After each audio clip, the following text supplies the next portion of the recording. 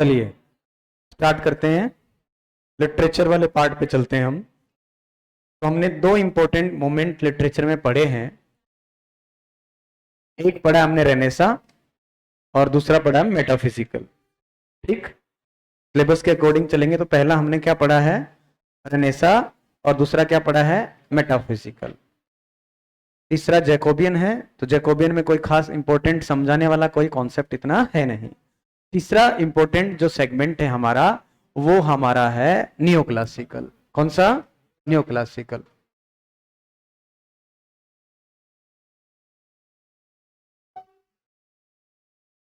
Neoclassical.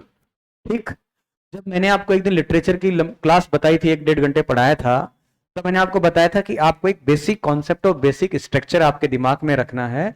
और वो basic structure क्या है कि सबसे पहले हम क्या पढ़ते हैं, सबसे पहले कौन आया, प्रीचोसर।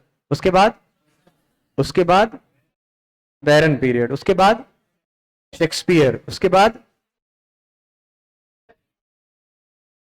दिवाली की मिठाई तले दब गोला के था है ना, मिल्टन। मिल्टन के बाद ड्राइडन, ड्राइडन के बाद पॉप, पॉप के बाद, हाँ तो 2-4 ही बोल रहे हो केवल, उनके बाद वर्ड्सवर्थ, उसके बाद समझ गया मैं। ठीक तो जब हमने वो पढ़ी थी उस समय, जब हम उस एज पढ़ रहे थे मोमेंट, तो मैंने आपको ये बताया था कि कैसे कैसे अलग अलग चीजों में अलग अलग मोमेंट में परिवर्तन आया, और सारे मोमेंट एक दूसरे से जुड़े हुए हैं। जो रेनेसा था, पुनर्जागरण, उस रेनेसा के खिलाफ जो मोमेंट निकल के आया, वो मोमेंट कौन सा था, मेटाफिजिकल। समझ रहे, पढ़ा हमने कि रेनेसा जो है उसके खिलाफ निकल के जो मोमेंट आया, वो मोमेंट कौन सा था, मेटाफिजिकल। क्यों निकल के आया कि बहुत ज्यादा एक्सेसिव, ज्यादा फोकस किया जा रहा था किसके ऊपर, रोमांसिज्म पे, रोमांटिक एलिमेंट्स पे, जो पसंद नहीं करते थे कौन से लोग, मेटाफिजिकल लोग। इसलिए उसके खिलाफ मेटाफिजिकल निकल के आया, और मेटाफिजिकल में लीड करने वाला व्यक्ति कौन था, जॉन डन। उसके साथ और भी लोग थे, कौन कौन, अच्छा सैमुअल जॉन्स, समझ गो तारी बात। यहाँ गुरु जी सिलेबस और जो होगो वो याद कौन करो था पीछे से, उसको याद तो करो, वो तो पूरा याद होना चाहिए तुम्हें जो पढ़ लिया कंप्लीट। कोई वॉन वॉन करासा वरासा कुछ लिखा होगा आपने, देखो लिखा है क्या, हेनरी वॉन वॉन नहीं लिखा, नहीं लिखा, करासा वरासा कुछ नहीं लिखा, लिखा होगा देखो, काउली बाउली मार्वल वार्वल कुछ लिखे होंगे बहुत सारे। तो वो सारे के सारे कौन से हैं आपके, मेटाफिजिकल। मेटाफिजिकल वालों की खास बात क्या थी, कल जब आओगे तो दोनों ये मोमेंट रिवाइज करके आओगे। कौन सा, रेनेसा और मेटाफिजिकल, दोनों रिवाइज करके आओगे, रेनेसा और मेटाफिजिकल। समझ गए, आप तो दिवाली की मिठाई तारी ठीक ठाक हो जाए, तड़के रिवाइज करके आओगा। ठीक, तो हाँ अब ऐसे सुनने हो रहे हो क्योंकि पढ़ा नहीं, पर पढ़ ले तो फटाफट बोल जाते अब। तो उसके बाद तीसरा जो हमारा इंपॉर्टेंट मोमेंट है वो कौन सा है, नियोक्लासिकल। एक और है जैकोबियन, उसमें कोई इंपॉर्टेंट इतना क्वेश्चन नहीं समझने वाला, कैरेक्टरिस्टिक्स के क्वेश्चन पूछेगा। तो तीसरा आपका, मैं बता रहा हूं 4 इंपॉर्टेंट है मोस्टली इसमें, एक रेनेसा, दूसरा मेटाफिजिकल, तीसरा नियोक्लासिकल, और चौथा रोमांटिक। इन 4 में से कैरेक्टरिस्टिक के क्वेश्चन आएंगे अगर आपसे पूछेगा विशेषताओं के, ये 4 आप ध्यान से समझना है। तो इस नियोक्लासिकल के बारे में हमने बहुत अच्छे से पढ़ा है, और ये नियोक्लासिकल मूवमेंट वो मूवमेंट है जो जिसका संबंध सीधा सीधा 2 इंपॉर्टेंट व्यक्तियों से है। एक आपका जॉन ड्राइडन है, और ड्राइडन के बाद में कौन आता है, पॉप। कौन है, अलेक्जेंडर पॉप। इन 2 व्यक्तियों, और इंपॉर्टेंटली सबसे पहले जॉन ड्राइडन। मैंने आपको याद है वर्ड्सवर्थ के बारे में बताया था एक दिन कि वर्ड्सवर्थ वो व्यक्ति था जिसने पोइट्री के बारे में ये कहा कि पोइट्री जो है वो क्या है, spontaneous overflow of the powerful feeling. तुम सारी सब क्यों भूल गए,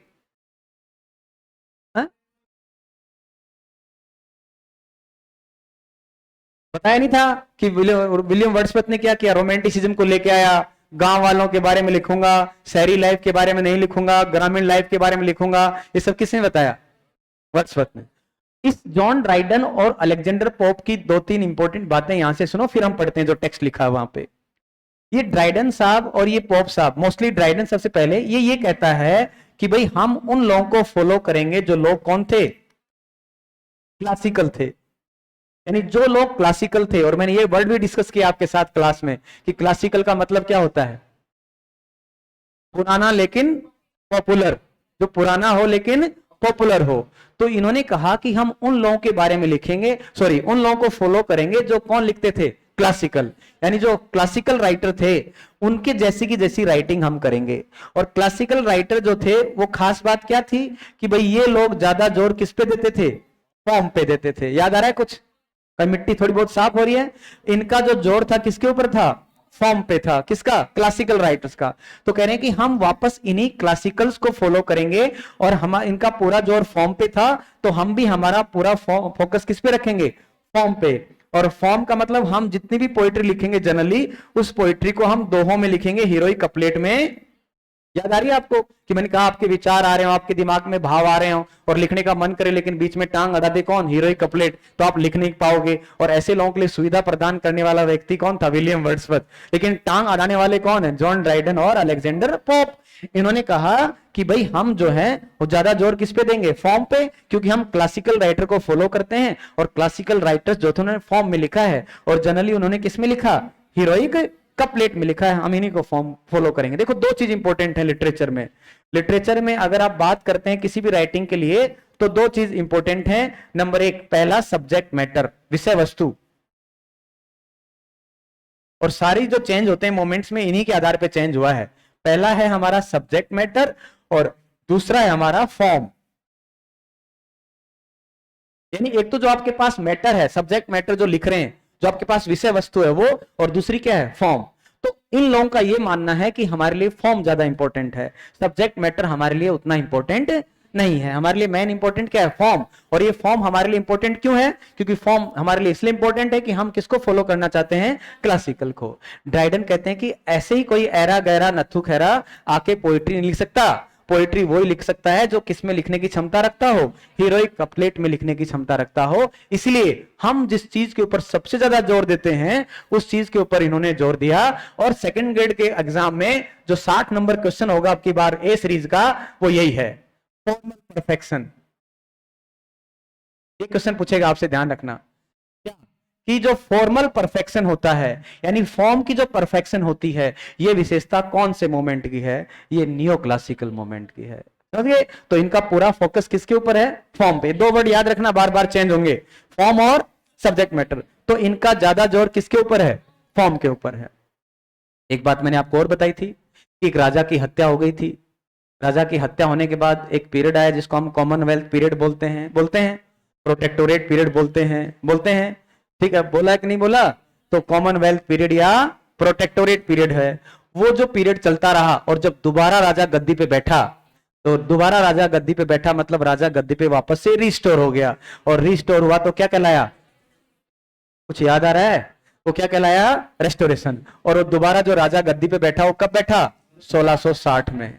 तो ये जो नियो क्लासिकल मोमेंट है इसकी शुरुआत भी यहीं से मानी जाती है, कहां से, 1660। कहां से, तो नियो क्लासिकल मोमेंट जो है या रेस्टोरेशन पीरियड जो है इसकी शुरुआत कहां से है, 1660 से। और ये खत्म हुआ, उसके बाद रोमांटिक मोमेंट आया। तो रोमांटिक मोमेंट कब शुरू हुआ था बताओ, 1789 या 98। जनरली 89 फ्रेंच रिवॉल्यूशन के साथ, लेकिन मुख्य रूप से लिरिकल बैलार्ड यानी 98। तो हम कह सकते हैं कि ये 1760 से लेके 1660 से लेके 1789 तक ये मोमेंट चला होगा, है ना, या 98 आगे बढ़ जाएंगे लिरिकल बैलार्ड तक। तो यहां से यहां तक का जो पीरियड कहलाता है वो पीरियड कौन सा पीरियड कहलाता है, नियो क्लासिकल पीरियड कहलाता है। और इस पीरियड में दो इंपॉर्टेंट व्यक्ति कौन है, एक ड्राइडन है और दूसरा कौन है, पोप है। एक आगे व्यक्ति और आ जाता है जॉनसन, कुछ लोग जॉनसन को भी इसमें शामिल कर लेते हैं, लेकिन मेन जो दो व्यक्ति हैं इसके हार्बिंगर जो हैं वो एक कौन है, ड्राइडन और पोप। अगर आपसे कोई पूछे चार बातें तो बता दोगे इसकी नियो क्लासिकल की, बता दोगे। नंबर एक, कब से कब तक, दो इंपॉर्टेंट व्यक्ति कौन, दो बात तो बता दी, ठीक। तीसरी बात, किस, ये अपने आप किसको फॉलो करते हैं, ये क्लासिकल को, किसको, क्लासिकल को, ठीक। और इनका जोर किस पे है, किस पे, फॉर्म पे। तो कितनी बातें बता दी तुमने, पहला बोलना 1660 से 1789 किसको फॉलो करेंगे, क्लासिकल को। किस पे जोर देते हैं? फॉर्म पे। कौन दो इंपॉर्टेंट व्यक्ति हैं? टाइटन और पो। बात समझ आ गई? क्लियर है? चलो अब चलते हैं जरा उस टेक्स्ट पे, समझाता हूं। पहले लिखना कुछ नहीं, समझना है आपको इसमें से, ठीक? ये समझाने की थ्योरिटिकल पार्ट है। In the history of English literature, अंग्रेजी साहित्य के इतिहास में, the period of over 100 years, लगभग 100 साल से भी ऊपर हो गए होंगे। देखो कहां से लेके 1660 से लेके 1789 तक जाएंगे तो क्या हो गया? 100 से भी ऊपर हो गया ना। तो लगभग ये 100 साल से ऊपर का जो पीरियड है, इसको हम एक एज के नाम से जानते हैं, जिसका नाम क्या है? Augustan as. इसके सारे नाम समझा दूंगा। ये सारे नाम आप बार बार नाम भी पूछे किसको और कौन कौन से नाम से जानते हैं, क्यों जानते हैं, उसका कारण ही बताएंगे अभी, ठीक? तो इसको हम एक और नाम भी कह सकते हैं, क्या? अगस्टन एज, ठीक? या हम इसको एक नाम कह सकते हैं, क्या? The classical as. या इसको हम एक नाम कह सकते हैं, क्या? Pseudo classical. स्यूडो का मतलब जानते हैं? स्यूडो क्या होता है? स्यूडो है ना, छदम है ना, मतलब जो नकली, ठीक? तो स्यूडो क्लासिकल, या फिर एक नाम क्या लिखा हुआ है? Neo classical. बात एक ही है, स्यूडो या नियो क्लासिकल। या इसको क्या कह सकते हैं हम? नियो क्लासिकल, या it is called the age Augustan age, ठीक? अब अलग अलग नाम देखते हैं कि नाम क्यों क्यों पड़े। समझो आप, कब से कब तक है? 1600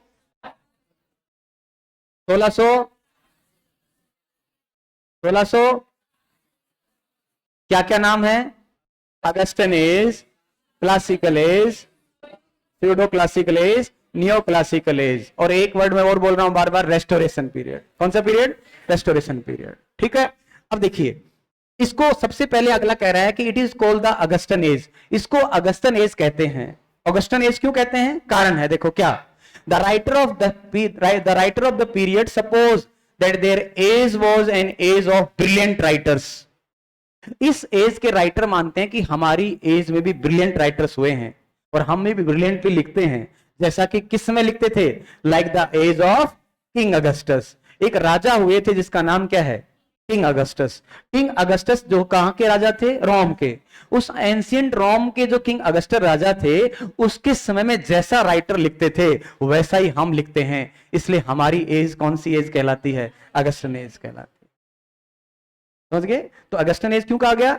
एंशियंट रोम के किंग अगस्टस के टाइम में जो इंपॉर्टेंट राइटर हुए थे, उन्हीं की तरह हम लिखते हैं, इसलिए हम अपने आप को किस नाम से ट्रेस आउट करते हैं? हम अगस्टन एज के नाम से अपने आप को ट्रेस आउट करते हैं।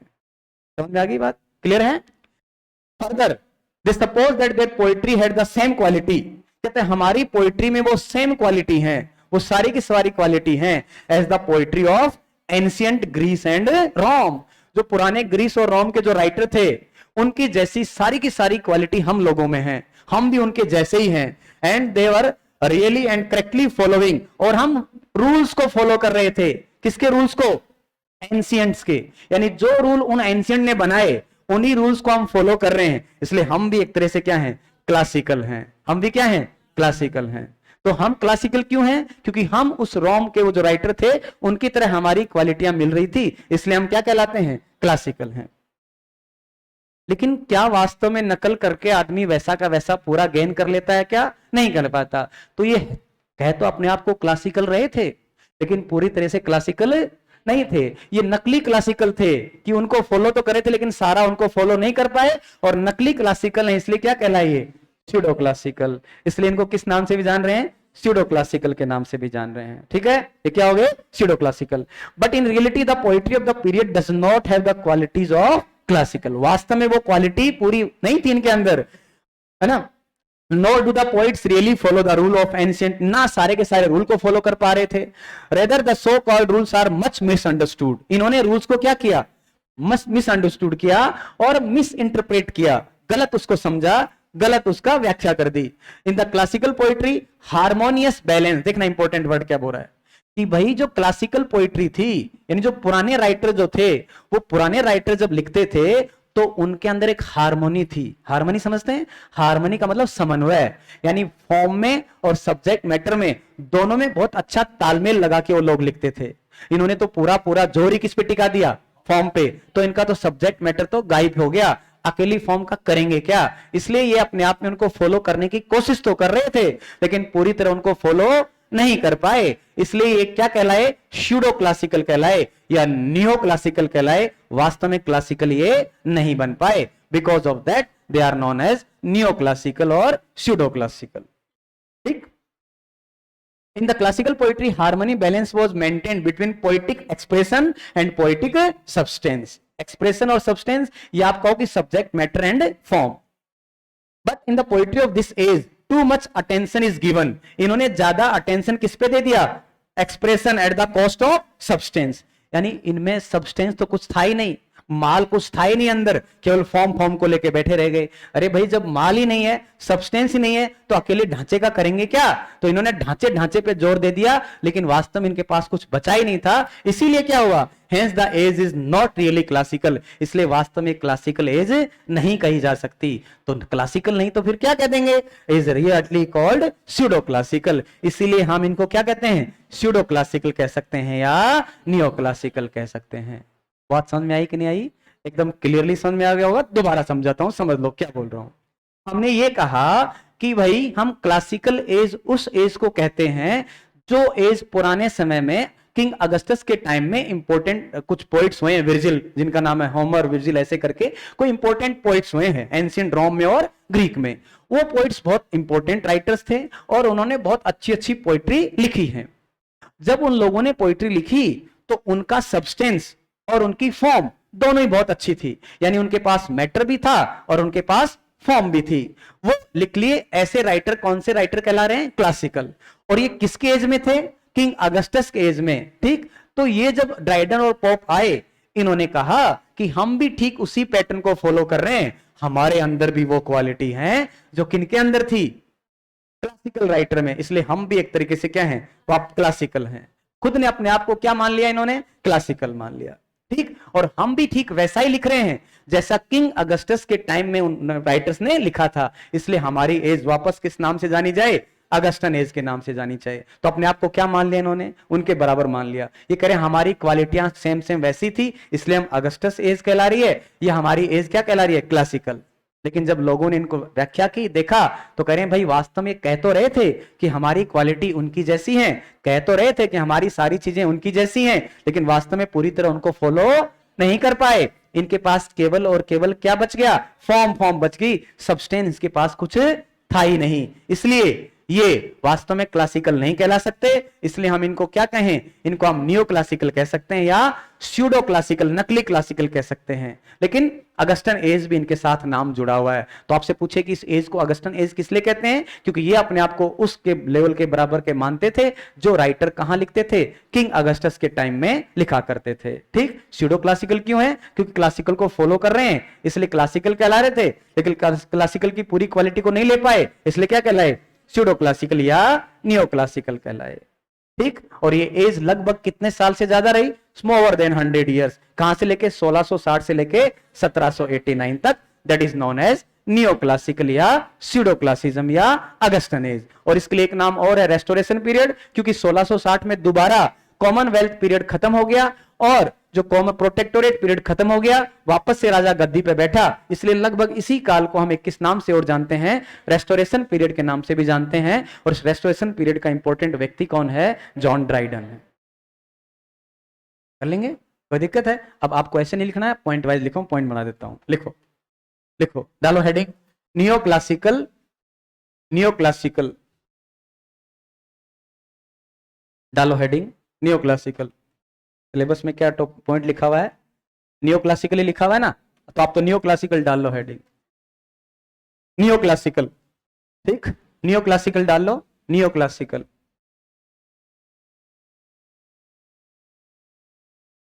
नियो क्लासिकल डालेगा, नियो क्लासिकल। और इस पॉइंट वाइज लिखते जाओ। नंबर 1 पहला पॉइंट, फर्स्ट पॉइंट लिखो, लिखेगा, लिखो this period, this period,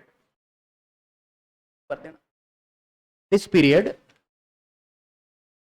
this period runs between, this period runs between, this period runs between, बोलो कहां से कहां तक है? हाँ लिख लो, this period runs between 1660 to 1789, 1660 से 1789। ये पहला क्वेश्चन है जो आपको याद रखना है। कर लेंगे? कहां से कहां? 1660 से 1789। सुनो, अगर कभी 1789 ना आके 1798 आ जाए तो भी मैंने आपको समझाया हुआ है कि रोमांटिसिज्म की शुरुआत जो है कुछ लोग 1789 से मानते हैं, लेकिन वास्तविक शुरुआत उसकी 1798 यानी लिरिकल बैलाड के साथ हुई थी। तो जब वो शुरू हो गया तो मतलब ये एंड हो गया। तो अगर आपको कभी 89 ना आके 98 आ जाए ऑप्शन में, 1660 से 98, तो समझना फिर वो 98 भी ठीक है। ठीक, तो 89 या कभी कभी क्या मिल सकता है आपको, 98 भी मिल सकता है। पहला क्वेश्चन याद कर लेंगे। तो दिस पीरियड रन्स बिटवीन 1660 से लेके 1789। पहला। दूसरा पॉइंट लिखो, दूसरा लिखो, this period is also known as, this period is also known as, this period is also known as, इसको हम और नाम से भी जानते हैं, this period is also known as Augustan age. ये तुम्हें रटना उठना कुछ नहीं है, मेरे वर्ड याद आएंगे तुम्हें पेपर के टाइम में, और ऐसे कैसे आपको क्वेश्चन दिख जाएंगे, ध्यान रखना सारे। इसको हम किस नाम से जानते हैं, अगस्टन एज। किस नाम से, अगस्टन एज। अंडरलाइन करो, अगस्टन एज। क्यों जानते हैं अगस्टन एज के नाम से, समझाया मैंने आपको, कारण पूछेगा आपसे क्यों। क्योंकि इन लोगों को यह लगता था कि हम ठीक वैसे ही नियमों को फॉलो कर रहे हैं, वैसे ही क्वालिटी में लिख रहे हैं जैसा कि किंग अगस्टस के टाइम के राइटर लिखते थे। इसलिए ये अपने आप को किस नाम से भी जान रहे हैं, अगस्टन एज से। This period is also known as Augustan age. ठीक, और स्यूडो क्लासिकल लिखो, उसी में लिखना, इसी पॉइंट में। और pseudo classical, pseudo classical, pseudo classical, ठीक है। और लिखो नियो क्लासिकल, स्यूडो क्लासिकल और नियो क्लासिकल,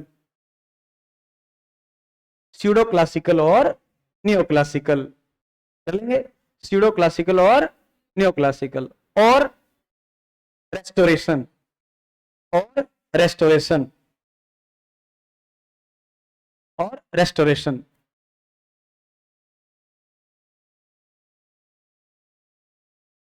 और रेस्टोरेशन पीरियड।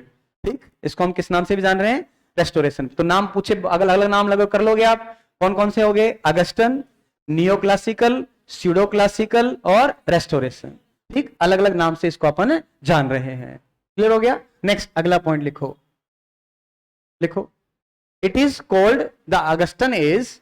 अगला point, it is called the Augustan age, it is called the Augustan age, it is called the Augustan age, it is called the Augustan age because,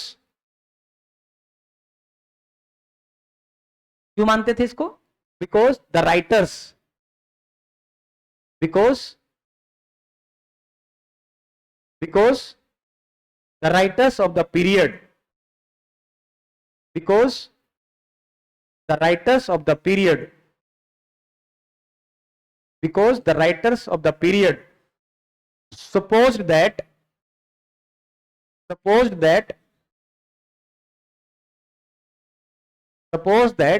यहां से लिख लो, suppose that, यहां से लिखो, their age was an age of brilliant writers। यहां से लिख लो, उसी में आगे, suppose that their age was an age of brilliant writers, age of brilliant writers, brilliant writers, brilliant writers, like the age of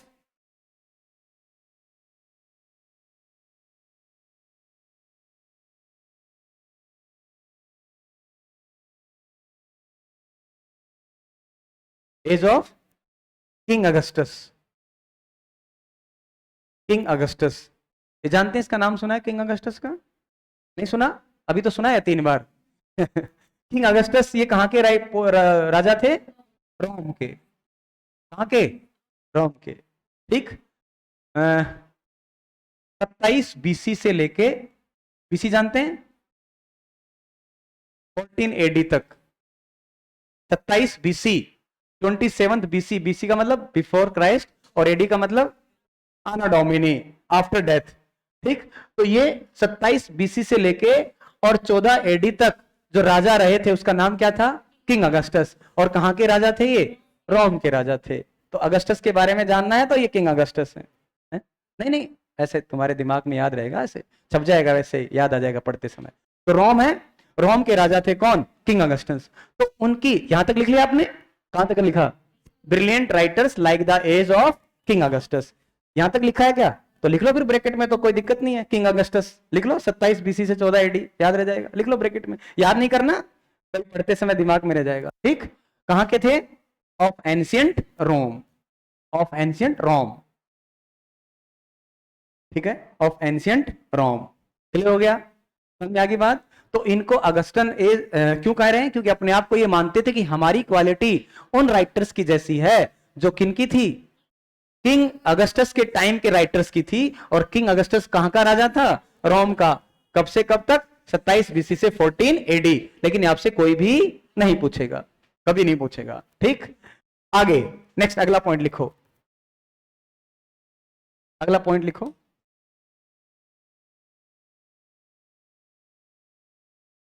The writers of this age period, the writers of this period,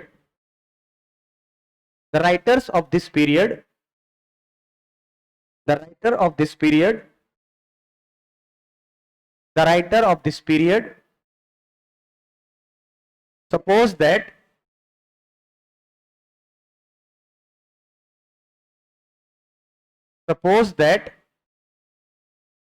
the writer of this period suppose that their poetry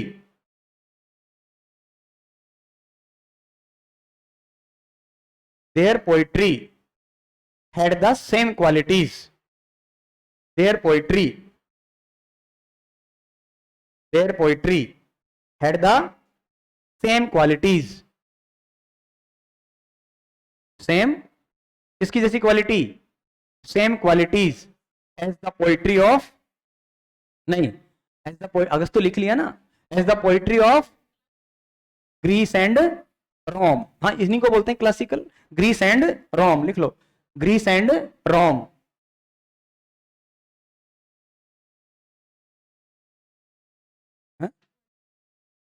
Greece and Rome क्या लिखा है? इधर करो, इधर करो। The writer of this period suppose that their poetry has the same qualities as the, sorry ऐसे लिखो, as the poetry of, हाँ, as the poetry of, sorry, as the poetry of Greece and Rome. ठीक है, as the poetry of Greece and Rome, underline करो, as the poetry of Greece and रोम। और यहां से line लिखो, यहां से, and they were really and correctly following the rules. इसी में आगे, इसी पॉइंट में, इसी पॉइंट में लिखना आगे, and they were really and correctly following the rules laid down by the ancients, यहां तक लिख लो।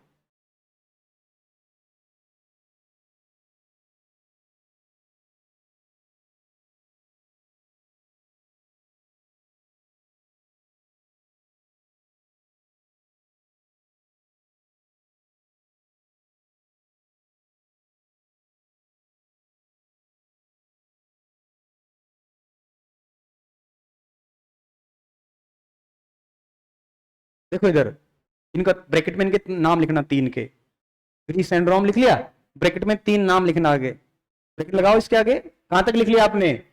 Let down by the ancients, यहां तक लिख लिया। इसके आगे ब्रैकेट में तीन नाम लिखो, Horace, comma, Ovid, comma, Virgil. Horace, Horace, comma, Ovid, comma, Virgil.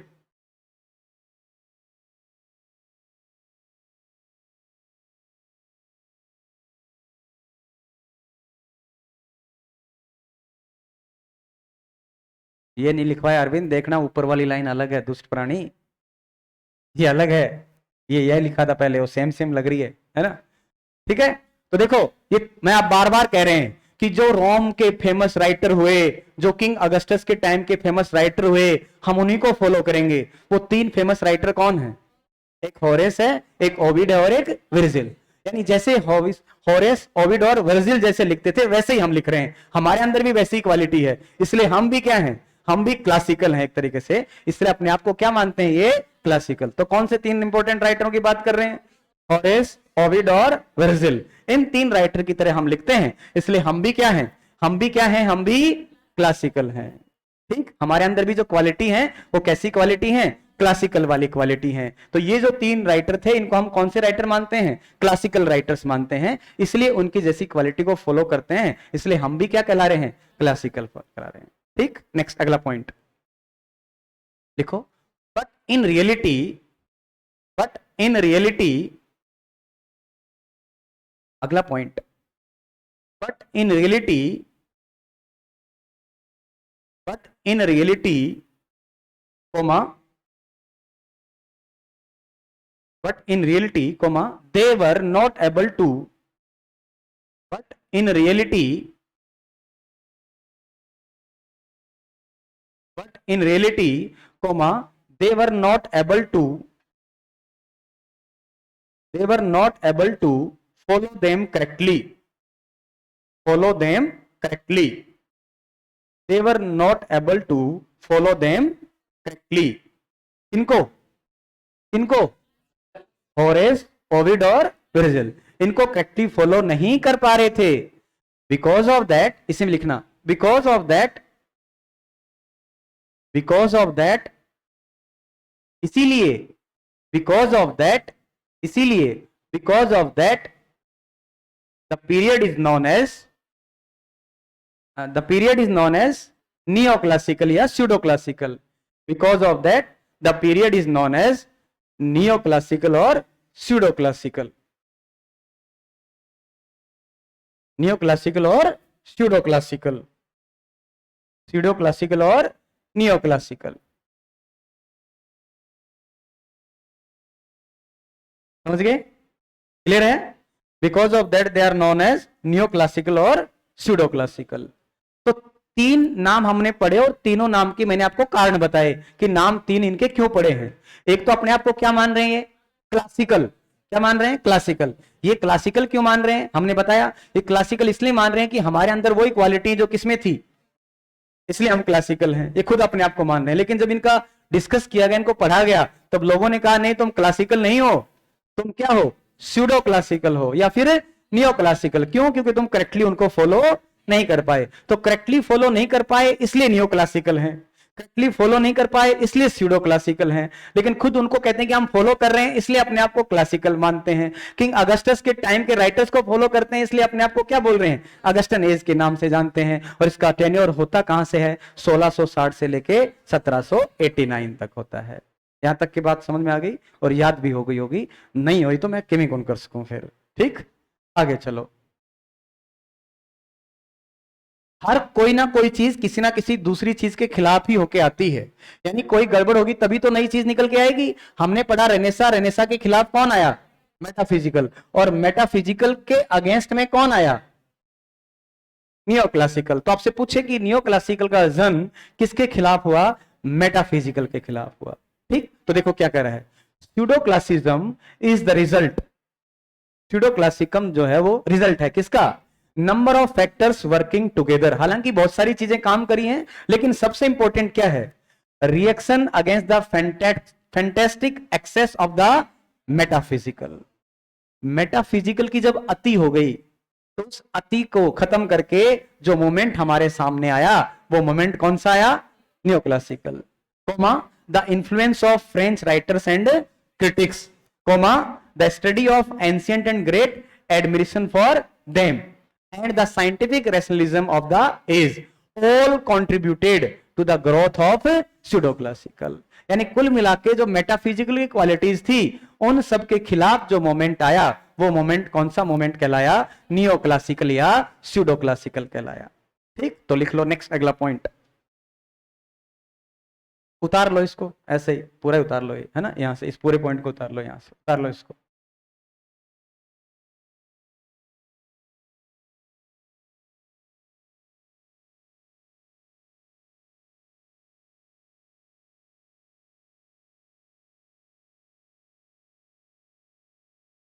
आपसे पूछ लेगा कि किस कारण से वो आया, तो आप ध्यान रखना, अलग अलग कॉमा लगा के बता रखे हैं बहुत सारे कारण इसने, क्या क्या, excess of metaphysical, influence of French writer and critics, study of ancient and great admiration, and the scientific rationalism of the age all contributed to the growth of pseudo-classic.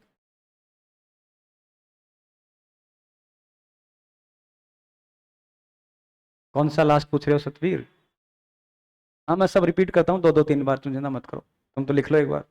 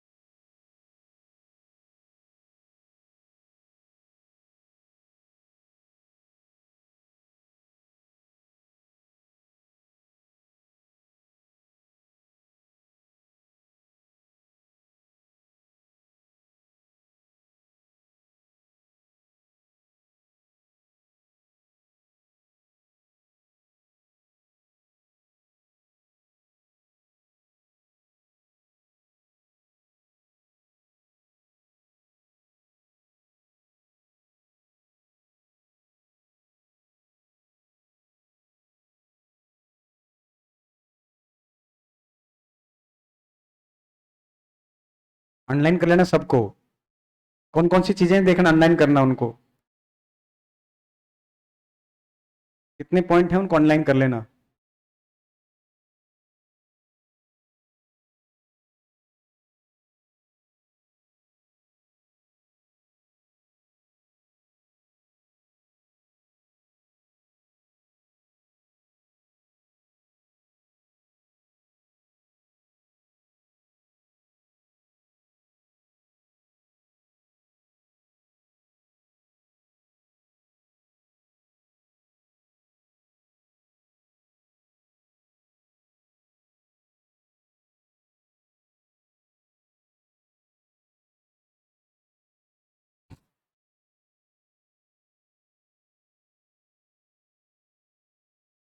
लिख लिया?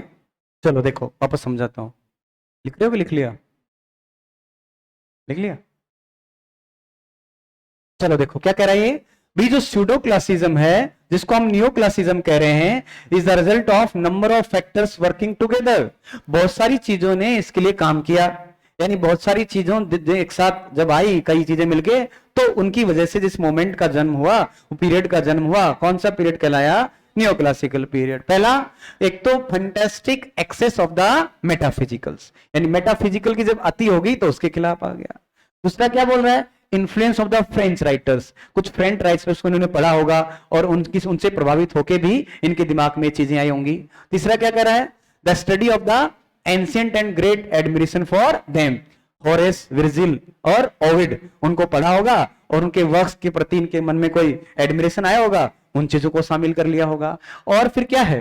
साइंटिफिक रैशनलिज्म, तार्किकता के ऊपर आ गए. True false, क्या सही है क्या गलत है मानव की नजर में, उन सब चीजों को एक साथ जब पढ़ा इन्होंने, इन सब चीजों को तोल के जिस चीज का जन्म हुआ वो क्या कहलाता है? आपका स्यूडो क्लासिज्म. तो मेटाफिजिकल का इंपैक्ट, फ्रेंच राइटर्स को पढ़ने के बाद उसका इंपैक्ट, और एंशियंट राइटर को पढ़ने के बाद उसका इंपैक्ट और साइंटिफिक रैशनलिज्म, इन सब चीजों ने बढ़ाने में योगदान दिया किसको? स्यूडो क्लासिज्म का। तो जिसका जन्म हुआ वो क्या कहलाया? Pseudo classicism. और आप तो इंपॉर्टेंट एक बात ध्यान रखना इसमें कि मेटाफिजिकल के अगेंस्ट में आया कौन सा? Pseudo classicism. यहां तक की बात समझ में आ गई? तो अगर आपसे मैं कहूं 10 बात बता सकते हो तो बता सकते हो क्या? नहीं बता सकते?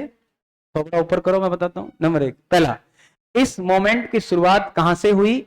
1660 से लेके 1789 या 98।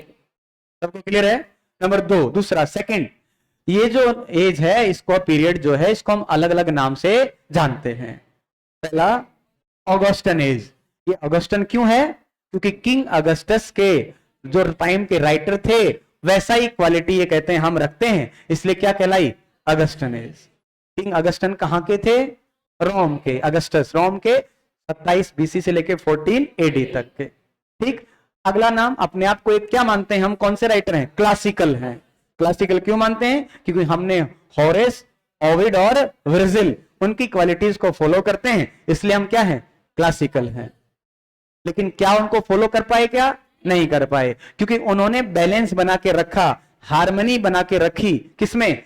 फॉर्म और सब्जेक्ट मैटर में, या एक्सप्रेशन और सब्सटेंस में। दो वर्ड आते हैं, इसके लिए ध्यान रखना। एक हमने पढ़ा क्या? फॉर्म और मैटर। फॉर्म और मैटर। कभी कभी इन्हीं दोनों के लिए दूसरा वर्ड नीचे लिख रहा हूं मैं, एक्सप्रेशन, और एक वर्ड लिख रहा हूं सब्सटेंस। ये याद रखना, बार बार कभी बीच में फिर जिक्र आए। फॉर्म कह दो या एक्सप्रेशन कह दो, बात एक ही है। फॉर्म का मतलब क्या है? स्ट्रक्चर।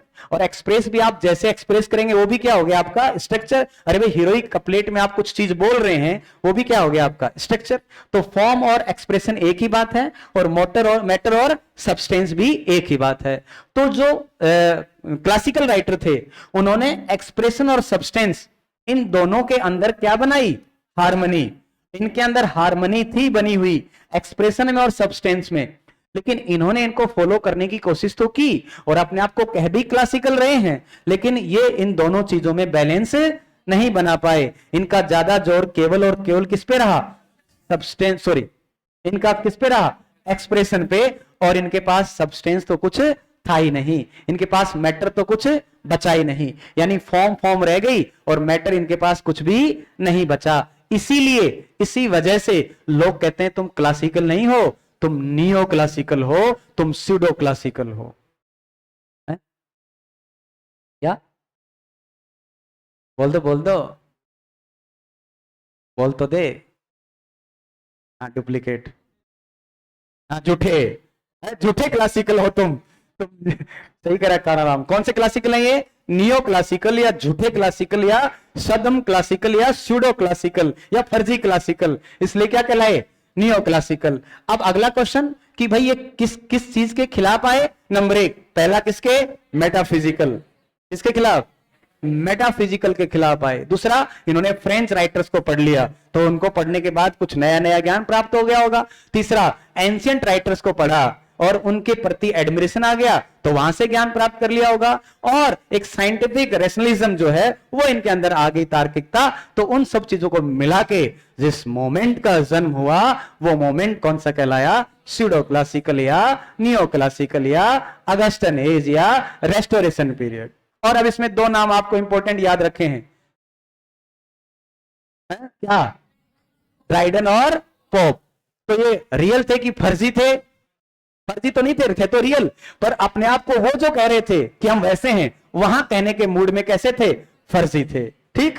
तो ये कहलाए हमारे नियो क्लासिकल। अब आपसे पूछेगा तो बता दोगे? अब इसमें इनकी विशेषताएं क्या हैं? चीफ कैरेक्टरिस्टिक्स, मुख्य विशेषताएं क्या क्या हैं? मुख्य विशेषताओं में एक तो सबसे इंपॉर्टेंट आपको याद ही है कि इनका सारा जोर किस पे है? फॉर्म पे। Formal perfection. और लिख लो, मैं बता रहा हूं, इंपॉर्टेंट क्वेश्चन है तुम्हारे लिए। क्या? लिख लो, मतलब दिमाग में लिख लो, कॉपी खोल ली थमा। फॉर्मल परफेक्शन, इनका सारा जोर किस पे था? Formal perfection. तो लिखो अगला पॉइंट, चीफ कैरेक्टरिस्टिक्स, हेडिंग डालो, चीफ कैरेक्टरिस्टिक्स, मुख्य विशेषताएं। Chief characteristics, chief characteristics. Chief characteristics, तुम भूलने लगो तो दोबारा सुन लेना मुझे एक बार, तो तुम्हें याद आ जाएगा वापस से। चीफ करेक्टरिस्टिक्स, चीफ करेक्टरिस्टिक्स, ठीक है, विशेषताएं। इसकी विशेषताएं क्या क्या हैं, पहले लिखना नहीं है, पहले देखो पहला पॉइंट लिखा हुआ है उसको समझाता हूं, और यही तुम्हारे लिए सबसे इंपॉर्टेंट है, बाकी तुम्हें आएगा या नहीं आएगा कोई खास बात नहीं है। पहला समझिए, देखो, it is characterised by formal perfection. बार बार बोल रहा हूं, बार बार बोल रहा हूं कि इनका जोर किस पे था, फॉर्म के लिए दूसरा वर्ड आ गया तो एक्सप्रेशन, फॉर्म के लिए दूसरा वर्ड, और सब्जेक्ट मैटर के लिए सब्सटेंस। याद रखना, घुमा देगा वो, फिर कहोगे सर वो ये तो पढ़े कौन है। तो फॉर्म के लिए एक्सप्रेशन और सब्जेक्ट मैटर के लिए लिख लेना ब्रैकेट में कहीं, लिख लो साइड आए में दाएं बाएं, लिख लो form is equal to expression,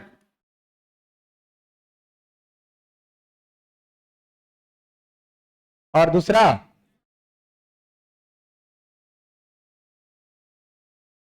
subject matter is equal to substance. ठीक है, subject matter is equal to substance. आगे पीछे दाएं बाएं ऊपर नीचे जहां लिखना चाहो लिख लो। Form is equal to expression है, subject matter is equal to substance है। तो इनका पूरा जोर किस पे है, फॉर्म पे, और एंशिएंट राइटर्स का किस पे था, दोनों पे था। उनकी दोनों चीजें तगड़ी थी, उनकी फॉर्म भी तगड़ी थी, और रोमांटिक्स का क्या है, उनका सब्जेक्ट मैटर अच्छा है, फॉर्म गड़बड़ है। तो ये फॉर्म और सब्सटेंस का खेल याद रखना आप। एंशिएंट के दोनों ही तगड़े हैं, इनके न्यू क्लासिकल की फॉर्म अच्छी है और आगे वालों की सब्सटेंस अच्छा है, किसका, रोमांटिसिज्म का। वो इसके खिलाफ आया कि फॉर्म फॉर्म फॉर्म फॉर्म करते रहते हो, मैटर कुछ है नहीं तुम्हारे पास, फॉर्म फॉर्म से काम थोड़ी चल रहा, मैटर लो लो, हम लाते हैं मैटर, तो मैटर लेके कौन आए, रोमांटिक्स। ठीक, तो इनके लिए form is equal to expression है और सब्जेक्ट मैटर क्या है, सब्सटेंस। तो इनका मुख्य जोर किस पे था, it is characterised by formal perfection, कि भाई हम तो किस बात पे जोर देते हैं, फॉर्मल परफेक्शन पे देते हैं। समझ गए, देखो क्या कह रहा है, the poets care more for the perfection of their language, कि हमारी लैंग्वेज इंपॉर्टेंट है, ठीक, than for their subject. Subject matter important नहीं है, हमारे लिए इंपॉर्टेंट क्या है, फॉर्म इंपॉर्टेंट। इसका मतलब इस चीज को नेग्लेक्ट कर रहे थे, सब्जेक्ट मैटर को क्या कर रहे थे, वो नेग्लेक्ट कर रहे थे। They revise and re revise what they write and try to say what they have to say in the fewest possible as well as the best possible words. देखो ये इनके पास वही शब्द थे, बार बार उन्हीं चीजों को बार बार घुमा घुमा के अलग अलग तरीके से कम शब्दों में बोलना चाह रहे थे, है ना, कम से कम, यानी कि मैटर कम था इनके पास, बस इनकी फॉर्म अच्छी थी। तो क्या कर रहे थे, they revise and re revise what they write and try to say what they have to say in the fewest possible as well as the best possible words, यानी अच्छे से अच्छे वर्ड लेके आए। ये करें हमारा डिक्शनरी जो हो, सुनो, हमारा जो डिक्शन हो वो कैसा हो, सबलाइन, हमारे वर्ड सबलाइम हो, हमारी पोएट्री हीरोइक कपलेट में लिखी जाए, हम मीटर का पूरा इस्तेमाल करें। ये सब चीजें पे जोर दे रहे थे कौन, न्यू क्लासिकल। और ये सब चीजें किस में आती हैं, फॉर्मल परफेक्शन में। तो इनका सारा जोर किस पे था, फॉर्मल परफेक्शन पे इनका जोर था। ठीक है, the poet must be correct above everything else, कि भाई पोइट जो है वो करेक्ट होना चाहिए, बस मेन बात ये है। Every word which is considered course, vulgar और लो इज केयरफुली अवॉइडेड। हर ऐसा शब्द जो हल्का हो, वल्गर हो, जिसका सब्लिमेशन नहीं हो, जो हाई स्टैंडर्ड का नहीं हो, उनको हटाओ, अच्छे शब्द को लेके आओ, सबलाइम वर्ड को लेके आओ। सबलाइम बताया ना मैंने आपको, सबलाइम को लेके आओ। And in this way loftiness and grandeur, समझते हो, विशाल, विशालता, है ना, and are imparted to the language of the poetry, the result in the growth of an artificial poetic diction. तो बताओ क्या हुआ, इसका मतलब पोएटिक डिक्शन तो तैयार हो गया, पोएटिक डिक्शन तो तैयार हो गया, लेकिन कैसा बन गया वो, आर्टिफिशियल बन गया, नकली नकली लगने लग गया। शब्द तो अच्छे ले आए, मामला कुछ है ही नहीं, अकेले शब्दों से थोड़ी काम चलेगा, अंदर कुछ मैटर भी तो होना चाहिए।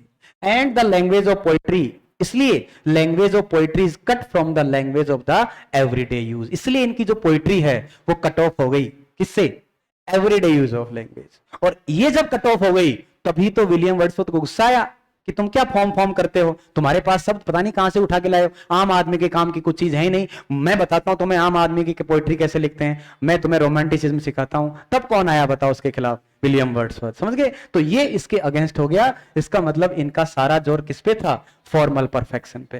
किस पे था? फॉर्मल परफेक्शन पे। समझ गए? ये पॉइंट समझ में आया कि नहीं आया? अच्छे समझ में आ गया? तो they focused on formal perfection. Formal perfection में क्या क्या चीज आएंगी? डिक्शन, मीटर, हीरोइक कपलेट, है ना, ये सब सारी चीजें किस में आएंगी? Formal perfection. तो लिखो पहली विशेषता।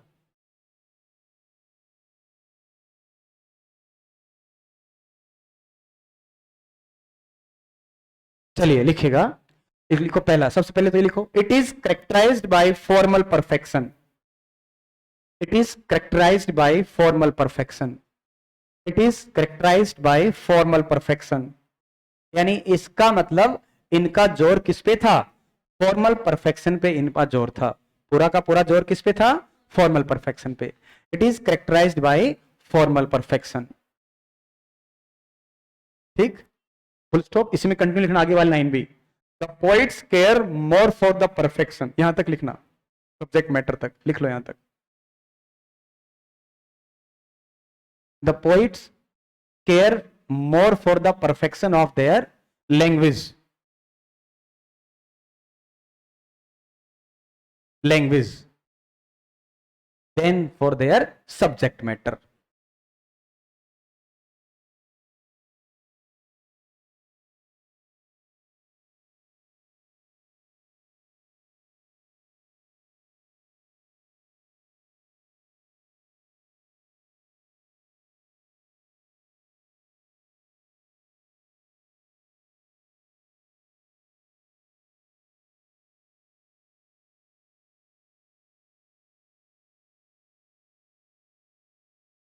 ठीक है, यहां तक लिखना, आगे मत लिखना। The poets care more for the perfection of their language, यानी इन्होंने परफेक्शन ऑफ लैंग्वेज पे जोर दिया, than for their subject matter, subject matter की बजाय। Full stop. आगे लिखना जो मैं लिखवा रहा हूं, लिखो आगे, इसी में लिखना, कंटिन्यू इसी में लिखना। They they they they used sublime diction, sublime diction, sublime, SUBLIME। इन्होंने कैसा डिक्शन यूज किया? sublime diction। they use sublime diction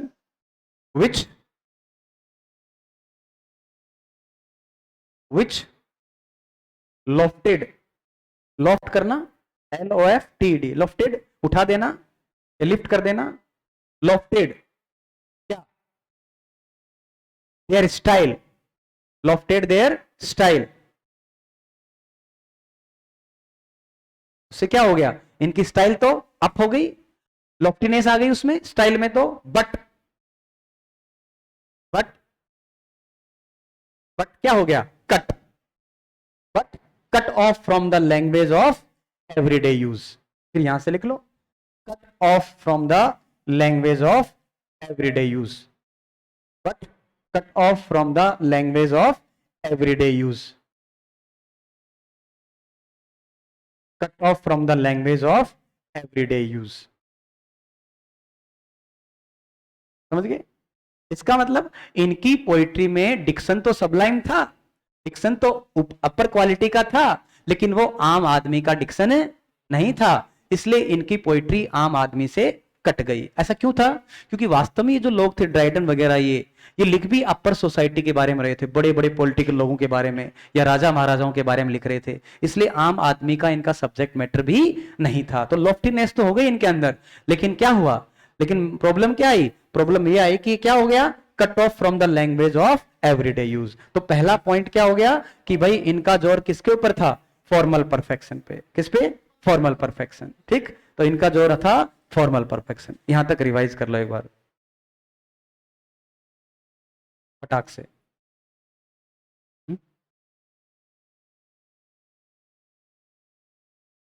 कोई चीज यहां तक नहीं समझ में आई तो यू कैन आस्क मी। यहां तक कोई चीज नहीं समझ में आई तो बताओ। वैसे आ गई होगी, 3 बार रिपीट कर दिया मैंने, 4 बार। घर पे पढ़ने की दोबारा जरूरत नहीं होती तुम्हें, अगर ढंग से क्लास में बैठे हो तो। नहीं, वो तो अच्छी बात है।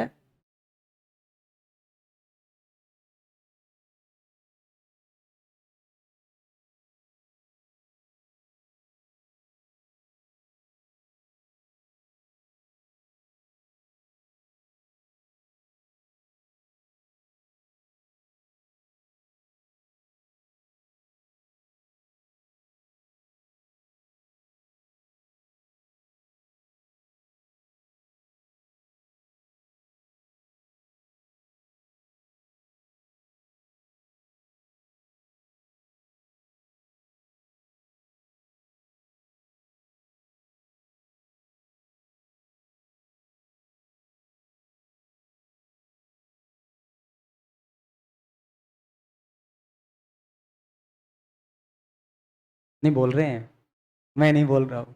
बोला भी अभी क्रिस्टल क्लियर सर, बिल्कुल पानी की तरह साफ हो गया सब।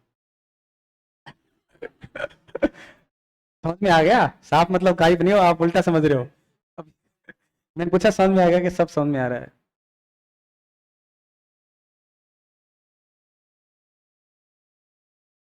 कोई बात नहीं, अब आज इसको जाके रिवाइज करना एक बार, दोनों मोमेंट पढ़ना और वापस इसको पढ़ना, जुड़ जाओगे आज दोबारा ना।